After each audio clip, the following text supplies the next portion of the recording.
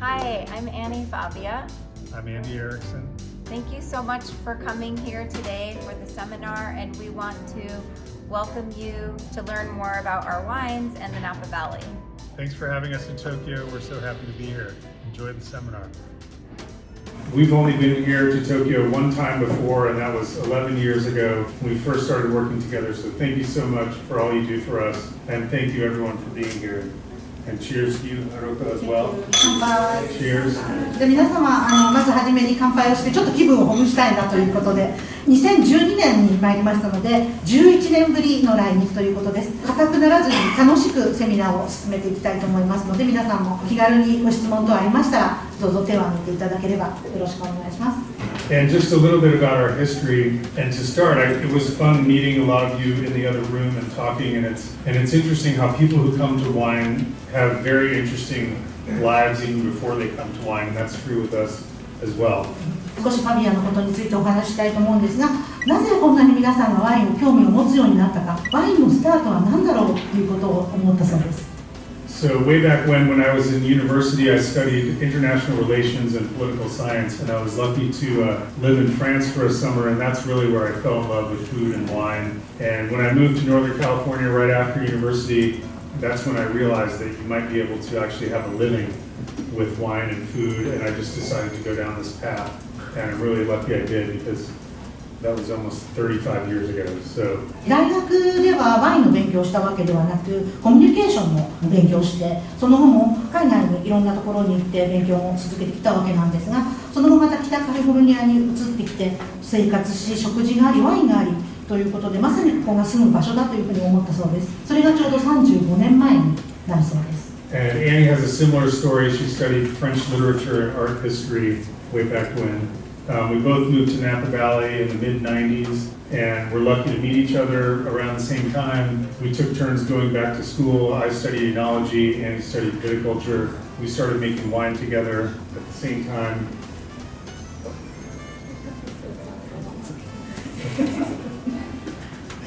長く喋ると通訳ができないだろうとアニーさんの方が気遣ってくれています。アニーも私と同じように全然ワインとは違う勉強をしてフランスの美術そしてアートに芸術に関するような勉強をしてきた中で1990年代半ばに北カリフォルニアに来てお二人が会うことになったそうです。 And so we made our first wine together in 1996, but really started the Favia Wines in 2001, and our first release was 2003. 私たちが初めてワインを作るようになったのは1996年そしてファビアのワインを作ったのは2001年でリリースが2003年になります。 And so I would say two things really have defined what we've done from the beginning. One is that we are very committed to very soulful vineyard sites that really speak to us. And then also we love Cabernet Franc as a variety, which I think is different from a lot of wineries in Napa Valley. So two of our wines are Cabernet Franc based, and then we make the Cabernet Sauvignon wines as well. まず私たちが考えることは本当に畑が何を語るか畑の真実を伝えたいと思っております。そして品種としては非常にカベルネフランに興味を持っておりまして今日も皆さんにカベルネフラン中心のワインを飲んでいただくんですがこのカベルネフランとカベルネソービニョンのコラボレーションを作っていきたいと思っています。 So I would say the core of what we do are the four Favia Napa red wines that we make. So we've been making wines in both Oakville and Coombsville for a long time, almost 20 years. And one of the wines which we'll taste, the Cerro Sur, that's coming from down near Coombsville and in Coombsville. And then we have the Oakville wines. And we are very lucky now that we have a new partnership where we have a beautiful 68-acre vineyard in Oakville that will be the home now for Favia. But we're still making the Coombsville wines and the Oakville wines. 今日皆様に飲んでいただく赤ワインの中心はクームスビルのワインそしてオークビルのワインになるわけなんですけれどクームスビルからセロスールというワインを皆さんに今日は飲んでいただきたいと思います。そしてオークビルのワインもあります。この2つの地区のワインを私たちは集中して作っておりましてもうすでに20年間この地区のワインを作っております。そして皆様にお知らせしたいと思っているんですが今年になってから発表になりましたが新しいパートナーと契約を結びまして共同経営ということでオークビルのとてもいい畑と土地を手に入れることができました。そしてそこの畑は約25ヘクタールくらいの畑なんですけどこれからのファビアはまた新しい方向に進んでいくと思います。So we've been making wines in Coombsville for more than 20 years, and we were very lucky in 2014 to purchase an old historic winery from the 1880s, which was originally settled by the Carbone family from Italy. So that was 2014. そして2014年になるんですけれど、非常にラッキーなことにクームスビルにある土地を手に入れることができました。そしてそこにはイタリアからの移民のアントニオ・カルボーンという方が作ったセラーがまだ現存して残っているという、そこを私たちの拠点として手に入れることができたわけです。真ん中にいるのがアントニオ・カルボーネさん。So in 2014 we went down the road of restoring all the old buildings on the property. We started making our Favia wines there, but we also decided to start this new label, Carbone, which celebrates the old family and also allows us to make a couple of new wines that are very interesting to us and also something that's, at a lower price and something that can be in restaurants. And so we have the Chardonnay, and then we have the red wine, which is Cabernet Sauvignon and Cabernet Franc as well. そのカルボーネという移民の方、そしてそこのワイナリーを買うことができたようになったということに敬意を表して新しいワインをリリースしております。それがカルボーネとイタリア語だと読むんですが、私たち日本人だと分かりやすいようにカルボーンっていうふうに呼んでいるんですけれど、カルボーンあるいはカルボーネどちらでもいいとおっしゃってくださいました。そこからシャルドネとカベルネ・ソービニョンを作っております。通常のファビアより少しだけお値段がお安く、レストランさんでぜひ使っていただきたいワインになっていると思います。So why don't we start by tasting the first wine. This is the Carbone Chardonnay, and this is made from old vines that are planted right behind the winery. They were planted in the 1980s. Beautiful vineyard. This is the vineyard right here, right behind the old cellar. And I'll have Annie talk about the viticulture just in general, but a little bit about the wine. We love wines that are very fresh. This is a whole cluster pressed, no malolactic fermentation. It's barrel fermented, but very little new oak. And so something that's just fresh and complex and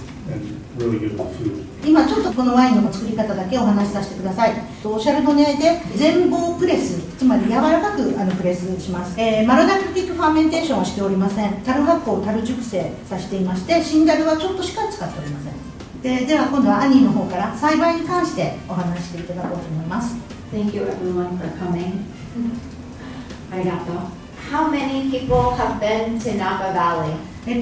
さんの中でナパバレーに来たことある方、挙手いただけますでしょうか。A good number. All right. So Coombsville. So Napa Valley is a north-south valley, and the western mountain range is the Mayacamas range, and the eastern mountain range is the Vaca range. 皆さんナパバレーに来たことがあるので分かるかと思いますが、クームスビルに関してちょっとだけお話しさせていただこうと思うんですけれど、クームスビルはナパバレーの中の東側にあります。西側はマヤカマス山、東側はボカ山になります。で、クームスビルはボカ山の方にあるわけですね。And when you are all the way at the south end of Napa Valley, on the east side, you are closest to the bay. So San Pablo Bay, San Francisco Bay, which is the water there. So it's quite cool because of that influence of the Pacific Ocean and the bay. クームスビルは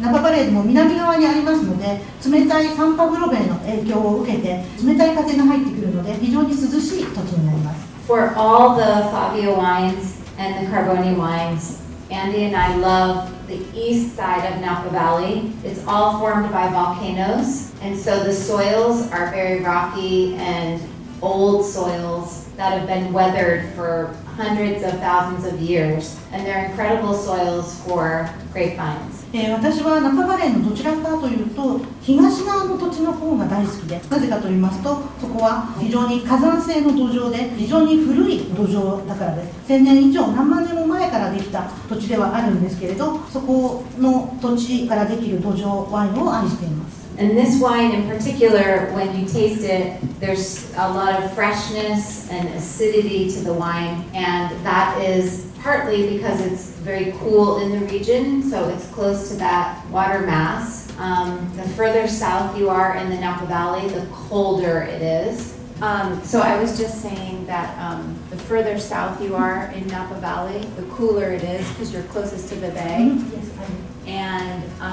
I forgot what else I said. Oh, that's why the wine has the great acidity and freshness to it. その土壌、そして気候の影響から酸がきれいなワインができるというのが特徴だと思っています。So the other interesting thing about Coombsville is if you look at Google Earth above, you can see this really interesting kind of circular formation. You see the mountains around and they kind of wrap around us. And they call it the cup and saucer, you know, like a teacup and saucer appellation, because there's an inner and outer kind of ring of mountains. クームスビルを上から空撮で見たことがあるかもしれないんですけれど、半円形なんですけれど、コーヒーカップとソーサーのような形をしているのがクームスビルの特徴です。And it's said that a big volcano blew all the ash up into the air, and then that ash settled in the lava. And so we have these white compressed ash rocks that give an incredible minerality to the wine. 昔の火山が爆発して空中に灰をまき散らしたものがまた落ちてきて、それが堆積した火山性の灰が固まった土壌、そして火山から来たゴロゴロとした岩鉢のものもあるというような、本当に火山土壌を特徴としたのがクームスビルの土地の個性です。一つ目のシャルドネをぜひテイスティングしてみてください。 So with the Chardonnay, as I said, it's barrel fermented. There's no malolactic. The vines are very old. It's in a cool area, as Annie said. So what we want is to have the wine really reflect those growing conditions. So freshness, not a lot of oak, a lot of energy in the wine. Hopefully you get that.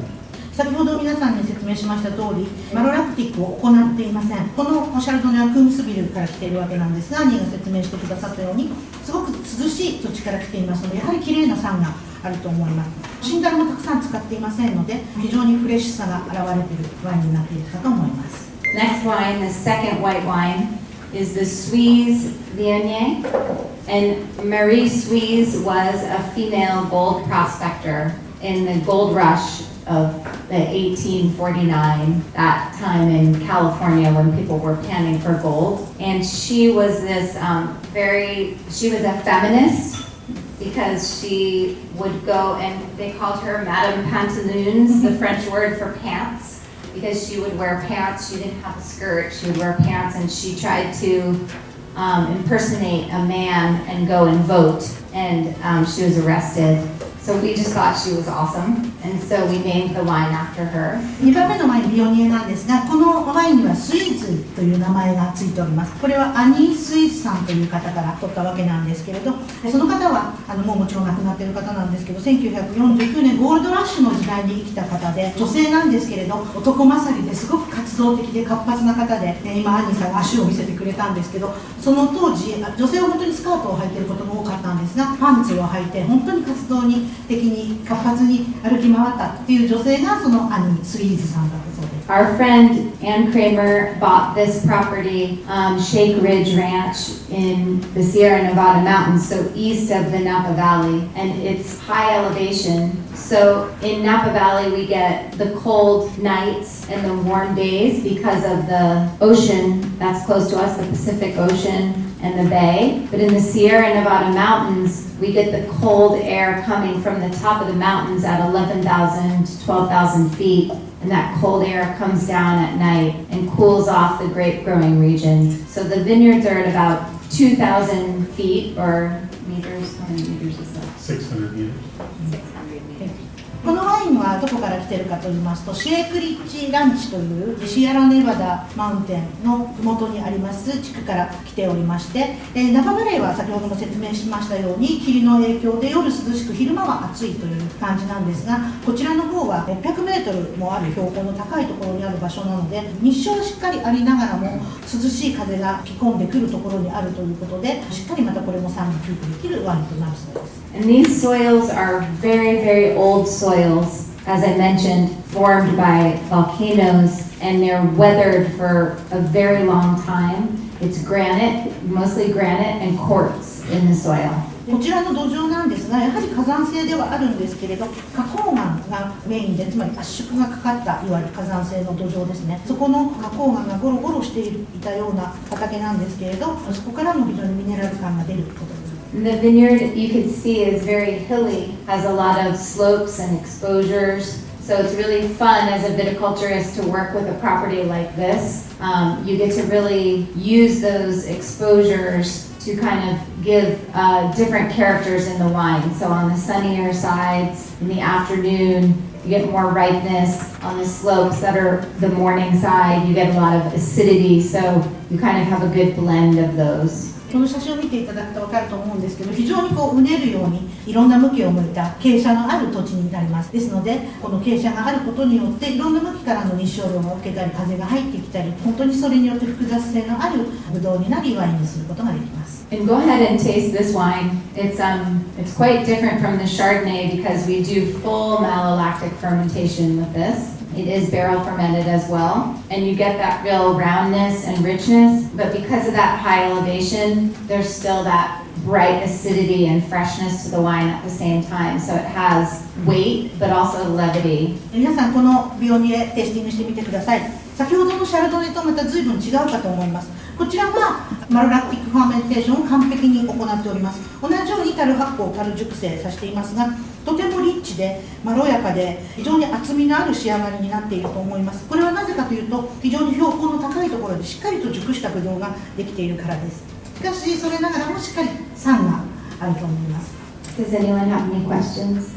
You know, initially we made a lot of Rhone wines from this property. We made Syrah, Grenache, Mourvedre, and we planted the Viognier because we love Côte Rôtie, and we wanted to blend just a little bit of Viognier in with the Syrah. But when we started working with the fruit from this vineyard, the Viognier was so magical by itself that every time we blended it into the Syrah, we decided not to put it in because it's just so expressive, has so much personality that it just didn't work with the Syrah. The Syrah was so good on its own and the Viognier was so good on its own. The answer is because really it was just kind of a fun thing to do. And sometimes you just have to do that fun stuff, right? 今日残念ながら皆さんにご紹介しきれてないワインをファビアでは作っておりまして、このシェークリッチという畑、この地区からはシラーを作っております。そしてまた日本には輸入していないんですけど、グルナッシュ、ムールベードルというワインもあります。で、ここの畑の中にはそれらのローンの品種と当然そこにはビオニエもあったわけで、実際にそこにビオニエがあったからビオニエを作ったという答えだとは思うんですが、本当はシラーに少しだけトロティのようにビオニエをブレンドするようなことも考えていたんですが、このビオニエはあまりにも素晴らしいので単独で作ったということなんですが、答えになっているようななってないような、はい、ということです。So the next wine we're going to taste is the Carboni red wine, the Cabernet Sauvignon. But first, about the Viognier, I'll just say that I love to taste the Viognier against the Chardonnay because they're like two opposites of the white wine spectrum for me. The Viognier is native yeast, full malolactic, unfiltered, unfined, and the Chardonnay is, more controlled, no malolactic, and so it's fun to see those two ends of the spectrum for white wine. 次の赤ワインに移る前にアンディさんの方からちょっともう一度白ワインのことを話させてくれっていうことなので、私自身にとってビオニエとシャルドネ全く違うワインだと思っています。でその2つを比べる、その2つを作るというのがとても楽しいからやっている。で特にビオニエに関しては天然酵母を使い、樽発酵、樽熟成、そしてノンフィルター、ノンファイン、本当にそのままの個性を出しているんですが、シャルドネの方はどちらかというともう少しテクニカル的でマルラクティックを起こさせないように気をつけたりしているということで、両方の違いを楽しんでいただけたらと思うということです。So with the Carboni Cabernet, this is one of my favorite things to do as a winemaker is the blending process. So, I love the farming aspect and being in the field during the growing season and during harvest. But when we go back to actually blend the wines together, for me, that's one of the most exciting things. So the Carboni is a blend of all the different vineyards that we work with. And it's meant to capture wines that are ready to drink when they're younger. There's less new oak. There's a roundness to the wines. And so that's something that I really like about the process. このカルボーネ、キャベネソービニョンなんですけれど、とても作るのが楽しいワインです。なぜかというと、ブレンドのテクニックを使えるからということで、ファビアではシングルビニヤードのワインが多いわけなんですけど、もちろんブレンドもあるんですけれど、こののカルボーネに関しては全ての私たちが作っている畑のものをブレンドして作っています。若くても飲みやすいような仕上がりにブレンドすることを考えています。そしてなるべくシンダルは少なめにして柔らかくてまろやかで本当にすぐ飲んで楽しめるワインを作ろうとブレンドをするのが楽しみにしています。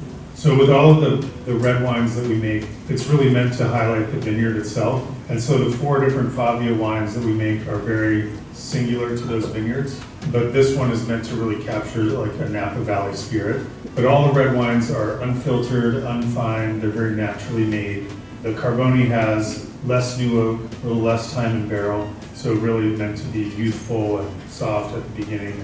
Something you can have on a restaurant list and open right away, whereas the Favia red wines are meant for aging and sort of longer term. このカルボーネなんですけど、ファビアの4つのワインのブレンドのようなものだと思ってください。それぞれの畑がブレンドされています。ですので、このワインはどこを表しているかというと、ナパバレーを表しているワインだと思っています。ファビアのワインもそうなんですが、このカルボーネもフィルターがけせずに、人工的な成長もせずに仕上げております。シンダル率もなるべく少なくしていますので、もう口当たりすぐとてもソフトで、コルクを開けてすぐに楽しんでいただける、レストランでも最初に飲んでいただけるような赤ワインなんじゃないかなというふうに思っています。So the next red wine is Cerro Sur, which in Spanish means the South Hill. And this is coming from the south end of the Vaca Mountains that we talked about on the east side of the valley. Beautiful old vines, high elevation, it's over 1,000-foot elevation, old historic California ranch. Annie will talk to you about the farming. 次のワインですけれど、4番目の赤ワインになります。セロスール、南の丘というような意味でスペイン語になっていますが、やはりクームスビルから東に向かった畑を作っていきたいと思ってこのワインを作っています。畑に関してはアニから話していただこうと思います。This is one of my favorite vineyards for many, many years. I found this vineyard when I was the viticulturist for Paulmeyer, and ever since then I couldn't stop with this vineyard.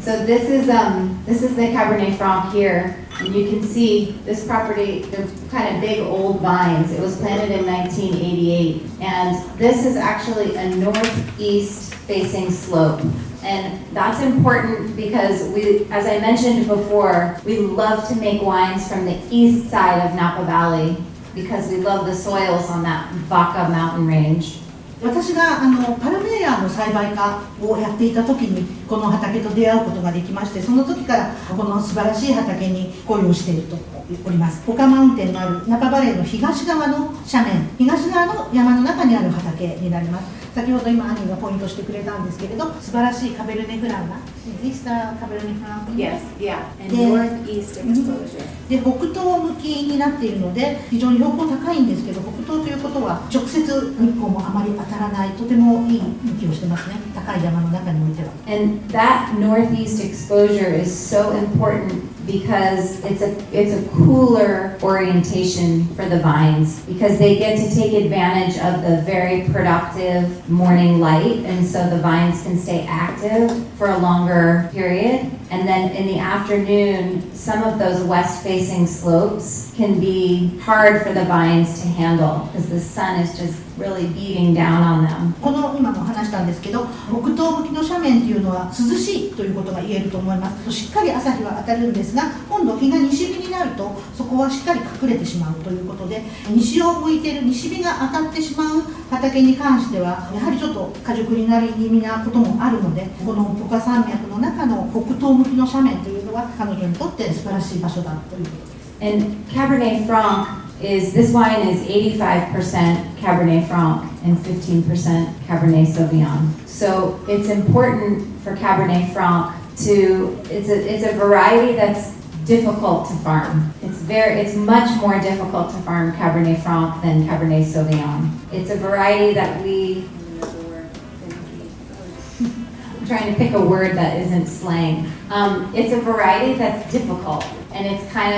sunburns easily. It has a hard time balancing because it has many of a product called pyrazine, and that causes the green flavors in Cabernet Franc. And so you want to balance that with the right amount of sunlight, the right amount of exposure to the sun, このワインはカベルネフランの約 80%、カベルネソーヴィニョンがその残り、ヴィンテージによってちょっと比率は違うんですけれど入っております。彼女が言うカベルネフランはとてもやはり難しいブドウで、日の当たり具合によってそのティアジンというちょっと野菜っぽいというか苦味というか独特な風味が出てしまう、そこを出さないようなバランスが非常に大切だということで、斜面の向きであるとか日の当たり方というのをとても気にしながらこのカベルネフランは作っていかなきゃいけない。So we spend a lot of time working on canopy management.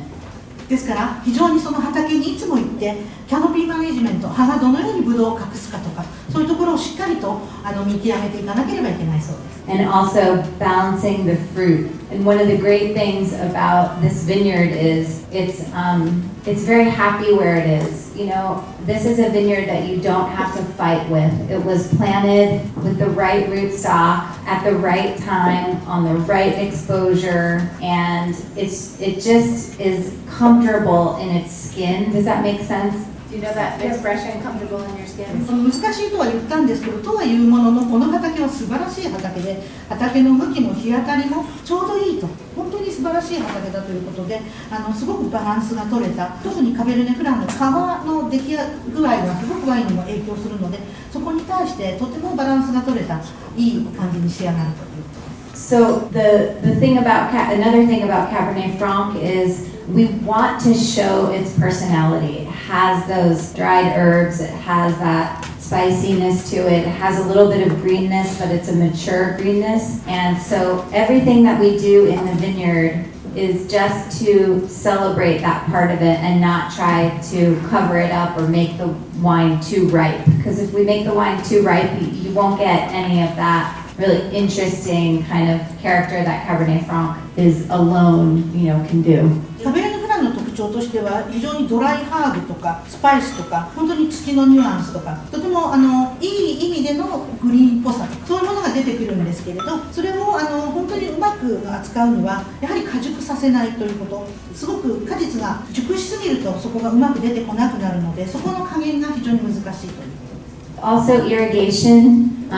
we barely irrigate this vineyard at all, just basically one time during the growing season when the color starts to change in the grapes at what we call veraison is when we water. And remember, California is very different than here in Japan. We don't get any rain from like April until maybe November, December of the following year. No rain at all. And so these vines have to be very rugged and they have to be very tough. And these vines are definitely very, very tough, planted with, that strength in mind. 考えについてちょっとお話したいと思うんですけれど、皆さんご存知のように日本はいつでも雨が降るんですけど、日本と全然違ってカリフォルニアでは4月から10月あるいは11月くらいまでほとんど雨が降らない。そのためにブドウの木はとても水を求めて頑張らなきゃいけないということで、イリゲーションなんですけれど、大体年に1回か2回ベレドンというブドウの色づき始めた時にちょっとだけあげる。もちろんそれは土の状態を見たりしてあげる回数、あげる量などを決めるそうなんですけれど、本当にここの畑では1回あげるかあげないかということだそうです。Any questions? So normally on the Vaca mountain range, most slopes are facing west, but I particularly look for slopes that are facing east to avoid that issue. 一般的に言うとボカマウンテンはやはり西側を向いて西日の当たる方が多いわけなんですけど、今話したように私が選ぶ畑はボカマウンテンにあっても東を向いている、西を向いてない畑を選んでいるというのがまず第一にあるというところです。And you do want that, so whether you're on the east or the west, we have a lot of sun in California, and so you really do have to be careful about protecting the fruit so that there's no direct sunlight on the fruit, pretty much almost at all, maybe a little bit in the morning, but mostly no. So what we do is we have spread the canopy out a little bit wider lately. So like this. And that way the fruit can hang in the middle, and we just clean leaves and laterals off the vines just in the middle. So there's very filtered, beautiful dappled light on the fruit. で例え東側を向いていようが北側を向いていようがやはり日照量はあるので非常にそこは気にしなければいけないと。そのために枝葉を伸ばしてブドウがちょうどその中間に入るように気をつけると。それによって完全に簡易にしてしまうんじゃなくてこうシャワーのように隙間から日光が入るような感じでやはりそこもバランスなんですけど葉と葉の間の中間にブドウの房が来るようなキャノピーにすることを心がけています。So winemaking wise, as I said, the red wines that we make, the winemaking is very simple. We harvest the grapes at night. They show up at the winery in the morning. We do a very serious sorting of the grapes, but once the grapes go into the fermenter, I'm really just controlling the temperature, making sure we don't have too much oxidation, and then really controlling the maceration, meaning the extraction of tannin and color into the grapes. And I like to describe it as like cold brewing a tea. I like the temperature to be fairly low, and we leave the grapes on the skins for a long time. So that way we're extracting very slowly. We don't get a lot of bitterness, a lot of astringency. So we're building that mid palate over 20 to 30 days on the skins, but we're not letting the temperature get too high. And that way we retain a lot of the fruit character, but we also get a nice, rich, soft wine. ワインメイキングなんですがとてもシンプルに行っております。まず収穫は夜のうちに収穫し朝にワイナリーについてそこですごく選果を気をつけてやります。そしてタンクに入れるわけなんですけれどその際抽出をあまり強くさせないように温度管理に非常に気をつけています。そして発酵している最中に酸化させたくないと思っています。で例えば皆さんも一番よくわかると思うんですコールドティーブルアリンつまり冷たいお水で日本茶を入れるようなあるいは紅茶を入れるような雰囲気でやるのが好きだということで低めの温度でゆっくり長く時間をかけながら過度に抽出させるのではなくゆっくりソフトに抽出させるというようなやり方を好んでやっているということでだいたい20日から30日間ゆっくりと発酵させる、そうすることによってとてもソフトで非常に柔らかい抽出をさせるということを考えているそうです。So maybe we should move on to the next wine and we can sort of compare and contrast. So the next two wines are from Oakville, and for many years we've been working with a vineyard called Oakville Ranch, which is high in the hills on the eastern side here where we have those very iron-rich red soils. This is a really important part of the valley here. And even though we're on the east side, like Annie says, she likes to have some eastern aspects. So the next two photos, this photo here shows the vineyard that is actually sloping slightly to the east, even though we're about 1,000 feet above the valley proper. 次の5番、6番、ぜひ皆さん比べて飲んでいただきたいと思っています。畑が同じなので、その畑の説明をまずさせていただきたいと思います。オークビルにあるオークビルランチという畑からこのワインが来ておりまして、オークビルの東側斜面にあります。非常になだらかなところから非常に急斜面になるような畑で、この畑の土壌は本当に赤土の土壌になっているそうです。And so tasting the wines, I think you really get to see the difference in sight. So the Cerro Sur, the first Cabernet Franc-based wine, to me has a lot of those savory qualities, a lot of dried herbs, licorice, things like that in the wine.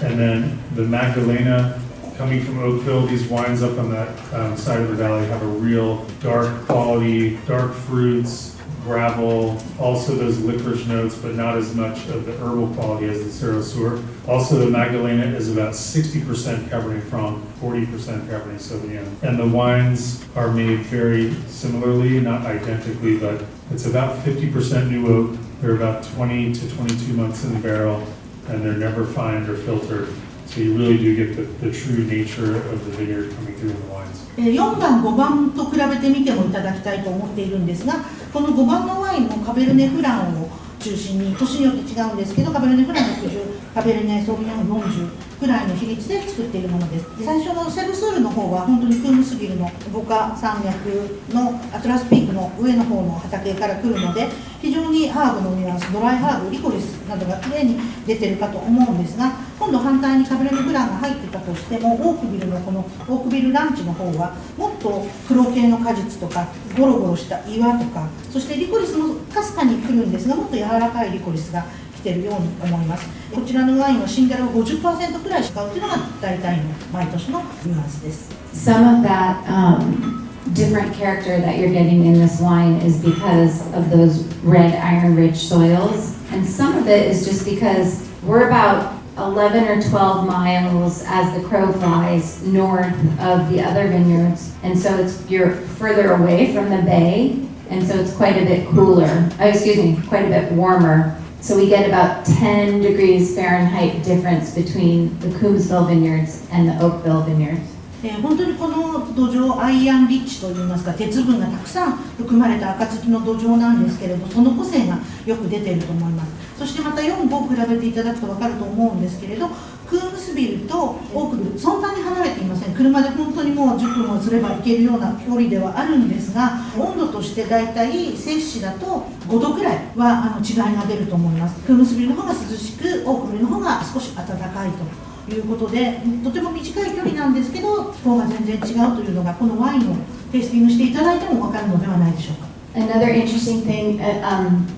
is you notice from this vineyard picture and then the last one from Sarasur, one of the really interesting things about being up at high elevation in the hills is you get a lot of biodiversity just from the native landscape because you're surrounded by native plants when you're kind of carving a vineyard out of the natural landscape.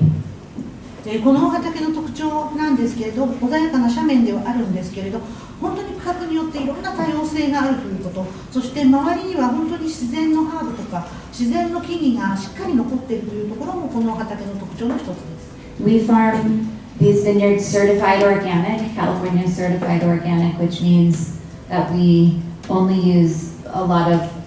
natural fertilizers, cover cropping. We grow a cover crop in between the vine rows, and then we'll chop that up with the tractor and sock it into the soil. So it's like push it into the soil. So it's like drinking a green smoothie for the soil, and it gives a lot of nitrogen and all kinds of mycorrhiza in the soil are activated when you push that green fresh plant material into the soil, because as those break down, it's like a little compost that's happening inside the soil. It makes the soils very active. It's very healthy for the soils. カリフォルニアサーティファイドオーガニックが認証された畑であります。そして畑の中では畝と畝の間にカバークロップを植えて生やしているんですがそれを買った後土の中に混ぜ込むんですね。それを混ぜ込むことによっていろんな栄養素とかいろんな生き物生物を動くような生き生きとした土壌にするために土壌の中に混ぜ込むまるでグリーンスムージーを飲むかのようだというふうに言っているんですけれどそれだけのグリーンを土の中に食べさせてあげることによって土を活性化させるという方法をとっているそうです。 When you're farming organically, back it up, forget that. If you're working with nature and you leave nature all by itself alone, it will balance it out. It will balance itself out. It doesn't need anything if it's just kind of got its checks and balances with beneficial insects and other insects. Everything happens, it just kind of flows when nature is left alone. So when humans come in and start doing things to plants or disrupting an environment, that's when imbalances happen. And so the more you can farm naturally, the less those imbalances affect the farming. And so the vines become a lot more resilient and they can handle problems when they come a lot better. 自然との共存していくというのはある意味では放置することも必要なんですけどある意味ではやはり人間の手でいろんなところでケアしていかなければいけないというところもあるということで自然の行きたい方向人間がこういうふうに持っていきたい方向というのをうまくやはりここでもバランスさせながら自然と畑とブドウの栽培をしていくということが大切である。 Moving on to the last wine, which is the Oakville Cabernet Sauvignon. So this is coming from the same vineyard that we have been talking about up in the hills in Oakville, organically farmed. This wine is 100% Cabernet Sauvignon, as opposed to La Magdalena, which is, like I said, 60% Cabernet Sauvignon, 40% Cabernet Franc. And again, the wine is made the same way, so very naturally made, no filtration, no fining, about half new French oak, and it's just really nice to see this variety in, for me, one of the best places in the world that you can grow Cabernet Sauvignon. では最後の6番目のワインです。このワインは同じオークビルの傾斜のあるオークビルランチの畑から来ておりますが 100% カベルネソービニョンです。そして先ほどのラマムデレーナの方は同じ畑なんですけどカベルネフラン、カベルネソービニョンのブレンドですのでそこの違いもまたテイスティングで見ていただきたいなと思います。このオークビルのカベルネソービニョンなんですがやはりカベルネが育っていく中でとても素晴らしい畑で最高のカベルネソービニョンができると信じております。And for me, it's very exciting because I work with a lot of different vineyards in the Napa Valley, and now I've been there for quite a long time, and I feel like Cabernet Sauvignon, for us, even though the wines are not at all like Burgundy, Cabernet Sauvignon is really like the lens through which we can see all the terroir, the differences in terroir in Napa Valley. And so wines from Mount Vita are different from wines from Oakville, which are different from Spring Mountain, which is different from Coombsville. And even if you make the wines all the same, it really tells a different story about what these different growing areas are. And we don't have the Coombsville wine that we make in here, but it's really interesting to see these two wines next to each other, the Coombsville and the Oakville. The Coombsville has more savory tones, more acidity. The Oakville is sort of broad-shouldered and bigger. And so it's just really interesting as you can sort of travel through Napa Valley, tasting different Cabernet Sauvignon wines. It's pretty educational. No, it's fine. 私はもうこのネパバレーでずいぶん長い間ワイン作りをしてきておりましてもういろんな畑でワインを作ってきております。カベルネソービニョンというのはやはりとてもテロワールをしっかり表してくれるワインだと私自身思っておりましてマウントビーダーでつまりマヤカマスですね作っても全く違うわけですしオークビルはもちろんこのファビアのワインもあります今トカロンビーヤードカンパニーでもオークビルのワイン作ってますねスプリングマウンテンそれからクームスビルでもワインを作ってるわけなんですけれどそれぞれ全部個性が違うワインができるということで今日本当は皆様にここにクームスビルのカベルネソービニョンを並べてテイスティングしていただきたかったんですがちょっとソールドアウトしておりまして少量だけ隣の深海の方のファビアのブースにクームスビルが出しておりますので時間がありましてらブースの方でちょっとだけテイスティングしてみていただきたいんですがファビアのワインの中でも個性が違うワインをテレワールの違いを出してワインを作っておりますどの畑も同じような作り方をしても違いが出てくるということです Well, I think that I also love that cocoa character that we can get, and a lot of those spices and aromatics are there in the variety. I think that everything sort of goes together. I mean, the viticulture to get the right amount of sunlight on the fruit so that the ripeness is just right, making sure that we're not harvesting too ripe because in California it's easy sometimes to let the grapes get very ripe and sometimes then you lose that nuance, you know, those spice notes. And also just the winemaking, trying to, like I say, the cold brew sort of idea where you're preserving a lot of the fruit character and then not too much oak in the winemaking, but enough where you're getting some of those chocolate notes. So I think it's everything together sort of adds up. 理由は全ての要素が関わってくることでカベルネフランが入ってるからというわけではないということですワイン作りの醸造の過程でも関係あるしブドウ栽培のところでも関係してくるとただしやっぱりあまりにもチョコレートとかカカオが出すぎるということはブドウが完熟しすぎているあるいは抽出が強すぎるとそのフレーバーがたくさん出てしまう可能性があるのでそこはとても気をつけなければいけないことで先ほどおっしゃっていただいたようにコールドブルー冷たくゆっくり抽出することによってとても気持ちのいいココアとあとブドウが果熟しすぎると甘いニュアンスがたくさん出てしまうのでそこもやはりちょっと気をつけなければいけないことだと思っているということです。It's actually quite a big ranch, and if you here, can you hold this so I can do this little thing? Actually, if you imagine this is the bottom of Napa Valley here, and you go up onto the top of the valley, then there's a little tiny valley here that comes over, and it's actually slightly east facing here. So it gives just a little bit of protection. But we also have some secret weapons. Number one is we have some really incredible new technology that allows us to mist the vineyard when it gets very hot, and it lowers the ambient temperature by somewhere between 7 and 12 degrees, depending on the day. And we also do pay a lot of attention to the canopy management. And as Andy mentioned, we pick quite a bit earlier, but our very best resource is our workers. So we have incredible farm workers that are from Mexico, and they're extremely diligent, and they can do the kind of hand work in the vineyard that you don't see in any other wine growing region in the entire world. We've been pretty much to every wine region, and I look very closely at the viticulture. And because we have the same people in the vineyard pruning, and the same people doing the suckering, and the same people doing the handwork, they see the cause and effect of their work so easily because they are working the same vines. And their level of viticulture is just so high. So if I go in and say to them, make this like dappled light on the fruit, make this light kind of just perfect like this, they do it. It's amazing.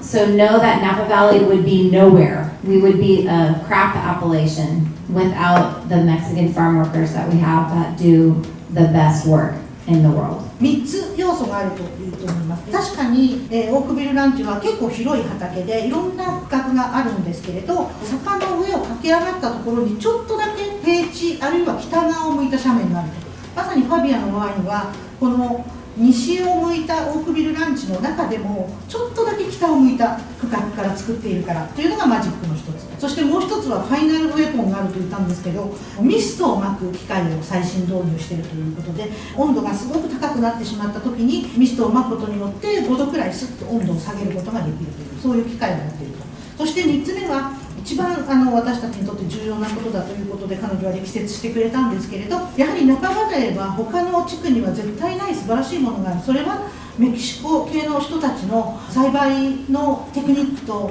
献身なる努力と、本当にこのようにブドウを作ってくれてたらそのようにやってくれるという、そして毎年毎年同じ人が来てくれて同じブドウを同じ人が見るというような、本当にメキシコ人の労働力の素晴らしさというのがあって、そのおかげでこのワインができているんだと思うということです。You know, it's interesting that we love Cabernet Franc. It has almost the power and richness of Cabernet Sauvignon, and we love the aromatic quality of the wine, but blending in some Cabernet Sauvignon gives it more mid-palate, more weight in the wine, and we feel like that's very important. So when you taste it on its own, it's a little too spicy maybe. カベルネフラン大好きで作ってるわけなんですけれど、カベルネフランの特徴は本当にスパイシーでリッチで香りも素晴らしいという特徴はあるんですけれど、やはりそこにちょこっとだけカベルネソービニョンを入れることによって真ん中の力を作ってくれることができる。そしてやはりちょっとパワーとまろやかさをカベルネソービニョンが出してくれる。いつもカベルネフランをいっぱいテイスティングするんですけど、ちょっとスパイシーすぎると、やっぱりそこには少しだけ加えるカベルネソービニョンが必要だと思う。I'll just add one more thing. It's very funny working with your spouse. Andy is my husband. We're married actually, and for 25 years. We know. And Andy doesn't talk about how great a winemaker he is very often, but I get to do it because he's an incredible blender. And it's funny because when we sit down to do the blending, we make the wines in stainless steel, concrete, oak. So we have lots of different blocks. So every little section is maybe, 2 tons, and we ferment 2 tons at a time. So we have, I don't know, when we blend, how many lots do we have? Maybe 50, 30, maybe 35 lots. So different things to try. And Andy already has kind of such an experience with blending that he knows what's going to go together. But I always say to him, we should do more Franc. And I always push so much. But it doesn't taste as good as when he puts just like a little bit of Cabernet Sauvignon in, or a little bit of this, or a little bit of that. So it's pretty funny. 皆さんご存知の通り私の主人なんですけれどというふうにおっしゃった上で、あまりやっぱりご主人を褒めるというのはどうかと思うんですけど、私は彼のブレンディング能力が素晴らしいというところを褒めたいと思います。ワインはステンレススチールで作るもの、コンクリートタンクで作るもの、樽で作るもの、それぞれ違う方法で作るものがある上に区画がものすごくたくさんあって、もう例えば35とかそれ以上のロットに分かれている。それをこうグラスでバーッと並べて、品種も違うものを並べて、それをどれをこうブレンドしていこうかっていうセッションをするときに、アニーさんはカベルネフランもっと入れて、カベルネフランもっと入れて、もっとカベルネフランをって言うそうなんですけれど、そうするとあんまり美味しいワインができない。そこにアンディがちょっとずつカベルネソービニョンを加えることによって素晴らしいワインができていくというアンディのブレンドのマジックによってファビアのワインができている。だからカベルネソービニョン 100% は作ってないということだそうです。We are blessed that we get to do what we love to do. So that's why I think the wines are good, because we put so much love into them. The number one ingredient is not grapes, it's love, I promise. It sounds really lame, but it's very true. I am in the school that basically thinks that if somebody likes Cabernet with salad, that's fine. If you like Cabernet with steak, that's fine. You know, if you like Chardonnay with steak, that's fine. I feel like there are things that I like that work really well with the wines. I mean, but I think that as wine professionals, your job is to teach the consumer how to articulate what they like, and that is what is going to advance wine sales and advance the business. 私たちはワインを愛してワインを作っているので、ワインを皆様にお届けするということに愛情と自分たちの使命を感じています。学校でカベルネソービニョンには何が合うとか、シャルドネには何が合うとかいうのはいろいろ習ってきたんですけれど、やはりそれはレストランの方の使命としてお客様にどのワインとどのそのレストランのお食事を合わせたらいいかというのを伝えていただくというのが使命なのではないかと。なのでそこはこちらから何がというよりは、今日のテイスティングを感じていただいて、レストランのお食事を感じていただいて、お客様にそれをぜひ伝えていただきたいというような答えでした。And I appreciate that. I think you know, we wanna make wine more approachable, because wine shouldn't be snobby. It shouldn't be difficult. There should be no barrier to entry for wine for people. So I like, obviously, these red wines, the Cabernet Franc and the Cabernet Sauvignon, are going to be delicious with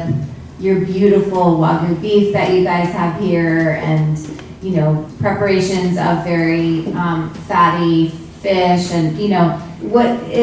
they do go together, you know. But just always remember that you have to understand that it's the people that want to tell you what they like, and everything's okay. 私たちの使命としては、ワインは優しく飲みやすく、本当に皆さんがアプローチしやすいワインに作っていきたいというふうに思っていますが、何と合わせたい、何が好きかというのはもうそれは個人の自由ですというお答えでした。では今日はファビアのセミナーに参加していただきました。本当にありがとうございました。Thank you.